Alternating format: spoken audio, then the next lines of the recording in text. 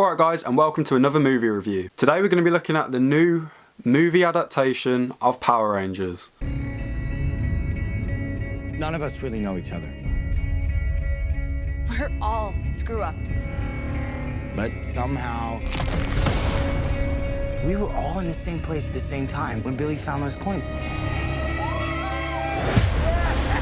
Guys, check out how we glow.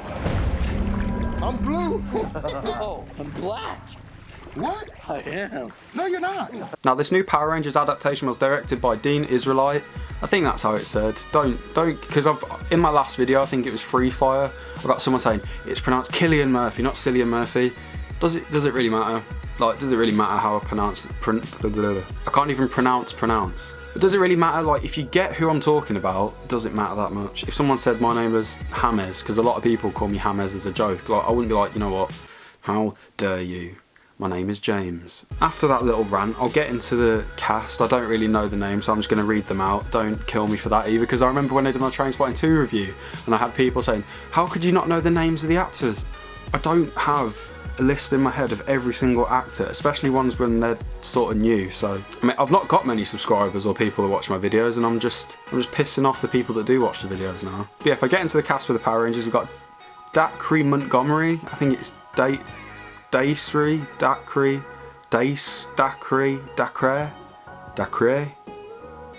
Montgomery. Naomi Scott, RJ Seiler, Ludi Lin, Becky G, Elizabeth Banks, and Bryan Cranston. Yeah, I thought I'd read all the Power Rangers names out just because I'm going to say this straight off. They all gave great performances, and I think people need to know their names because I think they're going to be up and coming in the future. If I get into my background of Power Rangers, I do remember watching the TV show a lot as a kid. I can't remember individual things like which show I watched. I think I watched like the original show. I don't know, if I'm honest. I just remember watching it and really enjoying it, and just remember it being stupid and there being explosions and them announcing everything that they're going to do. I just remember it being really cheesy and stupid. And the trailers for this film actually look really good. It looked like a mix of The Breakfast Club with Chronicle, which is something a lot of people are saying, but it's true, it did seem like that. And I'm going to be honest, I was kind of excited for this film. As I said in my previous review for Life, I went into watching both these films on the same day, and I was more excited for Power Rangers. I ended up enjoying Life more, but I'm going to say this is still an enjoyable film. If you don't know anything about Power Rangers, it's basically teenagers that get these little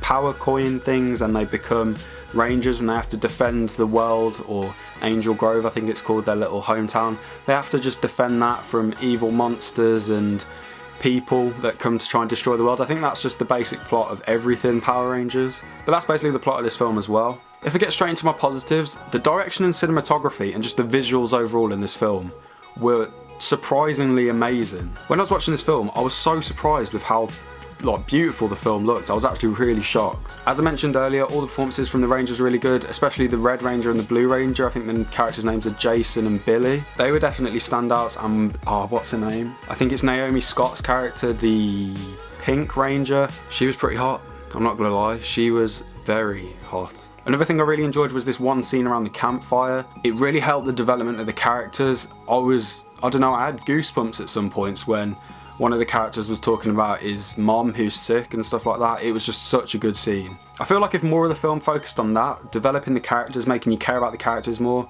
it could have been like an incredible film. And I know it's hard to think a Power Rangers film could be like really great, but I think it could have with some changes. I have to say I enjoyed the first half of the film more than the second half. Maybe not even the first half, I'd say the first 2/3 of the film. I'd say the last act I definitely did not enjoy anywhere near as much, and that's where the film fell apart. It was probably at like an 8 for the first 2/3 of the film, and then the last thirds just dropped it quite a bit. And the reasons for that, the villain, if I'm honest, at the start I thought she was really menacing. She was sort of like a supernatural thing you'd see in like Insidious or The Conjuring. It was like really creepy and scary, and then you get to the scenes where she's trying to get gold for her monster called Goldar. This isn't a spoiler, you see it in the trailer. She goes into like a jewelry shop to get some gold, and it was just really, I don't know, awkward. And then at the end, her character was just all over the top, and it kind of reminded me of Enchantress and Suicide Squad, which I actually hated. It's not that bad, but it's getting close to being that bad. Another thing, there's a few plot holes where characters were in one point, and then literally within 2 seconds, They were in a different location. It's not just like, oh, they've gone somewhere. It's hard to explain it without spoiling it, but they were doing something which meant they should have been there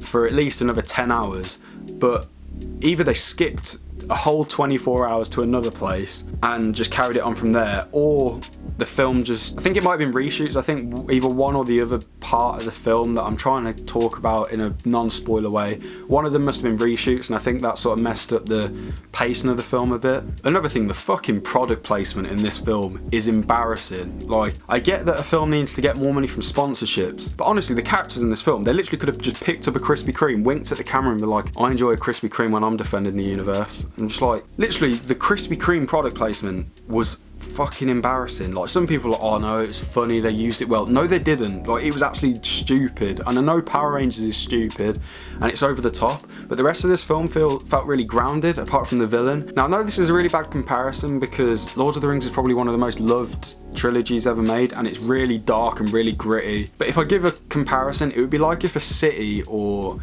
a really important place in Lord of the Rings was named after Pizza Hut or McDonald's, and then they keep referencing it throughout the film, and then Sauron goes in and starts eating the Big Mac. It was fucking stupid. I'm just gonna be honest now, it was stupid. And I was just, if that wasn't in there, the film might have even gone up a rating or two. That bit just really pissed me off. And then my last negative, it's not really a big negative, but the action was a bit underwhelming because they did spend a lot of time in this film developing the characters, and there wasn't a lot of time in the actual suits for the Rangers. And I think that was good, I think they did that well. But then when they were in the suits and there was a lot of action, I think it was a bit underwhelming. I think the action and the choreography could have been done a bit better, but it wasn't too much of a problem, it just wasn't as good as I thought it could have been. Overall, there were parts to this film that I loved. Like, I really enjoyed the campfire scene, all the build up with the characters. There were a few bits and pieces where it's a bit cheesy, it's I don't know, a bit off, but for a lot of the film I really cared about the characters. The performances were great, the cinematography and the visuals were really surprisingly great, but just the villain, the product placement and a few little plot holes really let the film down. I'm gonna give Power Rangers a 6 out of 10. If you've watched Power Rangers, let me know down below. If you've watched it already, let me know if you wanted to eat a Krispy Kreme afterwards, because